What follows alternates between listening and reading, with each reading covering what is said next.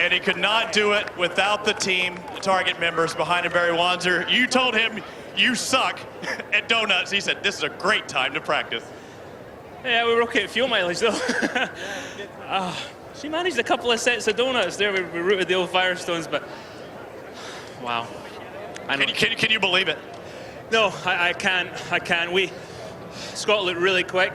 So again, like in 2007, I just had to try and save some fuel and stay on the strategy that we'd picked. And God, did it not work out. I know. And early on, he got a little squirrely. They're having to make adjustments as he gets congratulations from Mike Hull, Barry Wanzer over his shoulder. And Ashley, your first time to see her, but come on in here, Ashley. You know, this is both of your moment.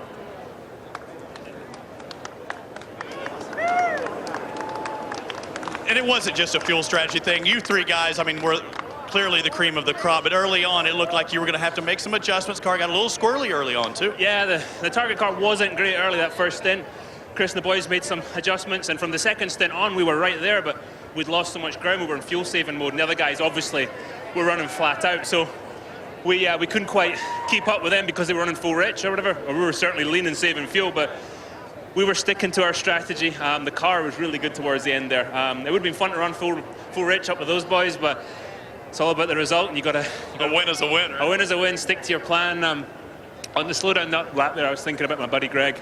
10 years ago, I was in a championship fight with the Target boys and Montoya, and it didn't really matter because we lost Greg. That was 10 years ago this month, so this one's for him. When were you thinking about him out there on the track, or once you finally crossed the checker flag? Oh hell, after the checker, he'd have kicked my ass if he fell. I was thinking about it when I was driving around. Now you're doing all this also on the fuel strategy, but you didn't have to worry about those extra points and having to lead the most laps. Do you think that took a little weight off your shoulders where those guys were battling? I was just doing the best I could. I was just going as quickly as I could with the fuel position they allowed me to do, make the car as good as I could. Again, I got to take my hat off to this Target team and my teammate Scott. It's been a hell of a year. I got to thank Chip for giving me the job. It's been a pleasure to work with Dixie, and we're going to have a party tonight. Scott, come on in here. For everybody that wins, somebody has to get second, third, and so on. You know how hard it was for him, and it wasn't too long ago at Chicagoland.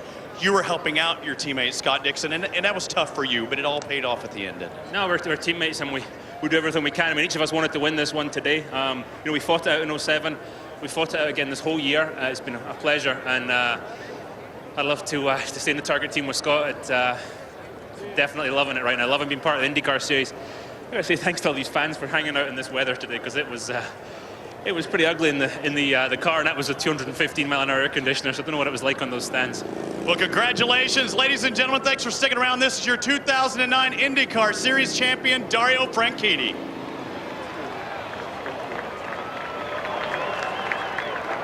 And we will talk more with him in our championship presentation. Plus, we will talk to some more drivers. But the race has been run and the champion has been crowned. It is Dario Franchitti. Lindy is with Ryan. Ryan, I see the disappointment in your face, and what a season for you. Talk about your feelings right now. Well, you know, it's, I guess I can't be too disappointed. You know, we knew it was just going to come down to this race, and quite honestly, you know, this was probably the hardest and best race I've ever run. It was hard work out there, and you know, Dario snuck home on us on the fuel, so pretty frustrating. But you know, it's been a long season, and Dario's done an awesome job all year long. So, you know, huge congrats to them, the whole Target team. But I've got to thank my guys the most, Team Penske. I'm so proud of them, and yeah, we'll come back and we'll get them next year. And you come back next year married and ready to go at it again. That's right, that's right. So, thank you, Ryan. Thanks. And Scott Dixon not able to take the championship. Did you know right along that you were doing opposite plans? Yeah, I think early on, Mike Hull actually came on the radio and said that, you know, Dario was going to try the alternate strategy, and you know, that's at that point in time you actually lean back as well and think, well, you know, we should have done that a long time ago. But you always think there's going to be a yellow, especially in a 200-lap race, and it just wasn't the case. So it must be the first time ever we've had a race with no yellow. So fantastic day for Team Target. You know, congrats to Dario. definitely deserved that, had a hell of a year, and we just came up a little short on fuel again. Whether it's the 9 or the 10, you both, sharing this championship. It was a team effort throughout the year. I'm sure you feel good for your buddy. Yeah, definitely. Dario's a great guy and he's been a fierce competitor. So, just glad that it went to one of us. Chip and everybody at Target has put on a whole lot of work. So, still sucks to come, second or third in the championship, but definitely huge credit to those guys. I know you haven't had much time to think of it since you've gotten out of the car. What could you have done different today, knowing that all the circumstances? I mean, you save fuel, Briscoe might save a little more. I mean, you never know. Yeah, I think at that point, we could have saved fuel as well. I think we definitely had a better car than Dario. We could just run faster. But obviously, when you run faster as well, you burn a whole lot of fuel, and we saw that, a couple of times throughout the year, and definitely last year as well. But there's lots of things you could have done. It would have been better just to run with Dario, save more fuel, and then right at the end maybe try and go and shoot it out with him. But we got what we got, man. Congratulations for the team. I know it's got to be tough to you. I know you wanted this real bad, Scott. Congratulations. Cheers. Officially, Scott ends up 11 points behind his teammate Franchitti. In second place, Ryan Briscoe third in the championship, 12 points behind. So we have lots more to show you and hear from people as we continue our coverage of the Firestone Indy 300. Final point standings for 2009. Dario Franchitti increases one spot to the championship. Dixon down one. Briscoe, Castroneves, and Danica Patrick stay the same. Danica will finish fifth in the point standings. Tony Kanaan, really the big mover in the top 10 as far as points are concerned. He gained 2 positions and finishes in 6th spot. Marco Andretti lost 2 because he was out of the race early with a brake problem. Dan Weldon and Justin Wilson end tied for 9th. So Dario Franchitti wins the race. It's his 5th victory of the year, his 13th win in the IndyCar Series, and his 23rd win in open wheel racing. It breaks a tie with Emerson Fittipaldi, Scott Dixon, and Elio Castroneves. Now, victory lane, things are still going on, and before long, Dario will be taken to another stage, and the official championship presentation will begin. To checkers, is there any special way to prepare? Can you prepare for something like that? What was it like? Not in this heat, you can't.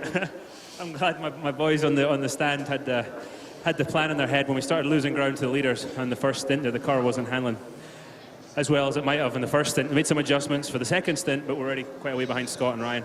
And so we just had to start trying to save fuel and go as long as we could on those stints. And these Target boys were awesome in the pits, and yeah. And we got it done on the track. So Scott and I split the strategies. He was going flat out for it, and I was going flat out, but trying to save as much fuel as I could. Can't believe it. Was it frustrating watching from third place almost the entire race, or did you know, hey, if things go my way, I'm going to win this thing? I hope we had a plan, but I was just doing the best I could, and we were trying to make the most. Lindy's with Danica Patrick. And Danica Patrick just signing some autographs for some of her little fans here. And when I first saw her as we were walking back here to her transporter, she said, wow, girl, that was an exciting finish there. Danica, talk a little bit about your race. Obviously, that incident in pit lane, a little bit of a problem. Yeah, we were having a really good race. We were up to 4th, back down to 6th. Elio caught up, and when we came into the pits, even, Mike said, hey, be careful, Dan's going to be pulling out his pit box. So I was aware, and I saw them all kind of clear the car a little bit, and I slowed down when he went, and then he stopped. And so I was like, all right, so I pulled in my pit box because I do have the right of way, because I on pit lane coming in am not supposed to stop. I don't know I'm supposed to stop. So then they sent him again, obviously. So they've really screwed up, and it not only killed my race, but theirs too. So it was a really, really bad mistake on their part, on whoever sent him. Unfortunately, you remained 5th, though, in the championship point standing. Your best season ever. Not a great one for AGR, but how do you feel just personally as a driver? Yeah, thanks. I guess when you look at it and you think it's AGR's worst year, but it's my best season yet, then you got to say, look, I guess I did all right this year, and I guess we made a few things happen, and I'm still learning as a driver. I've got a lot to learn. I've got a lot to learn from my teammates and from my engineers and everybody, and there's a lot more left in me. I think that next year is going to be even better. Thank you, Danica, and of course we look forward to see what she does next year, guys. Yeah, exactly. Danica's best previous finish in the points was 6th in 2008. As you can see, the podium in victory lane. Ceremonies continue, and again, the championship presentation is yet to come here on Versus.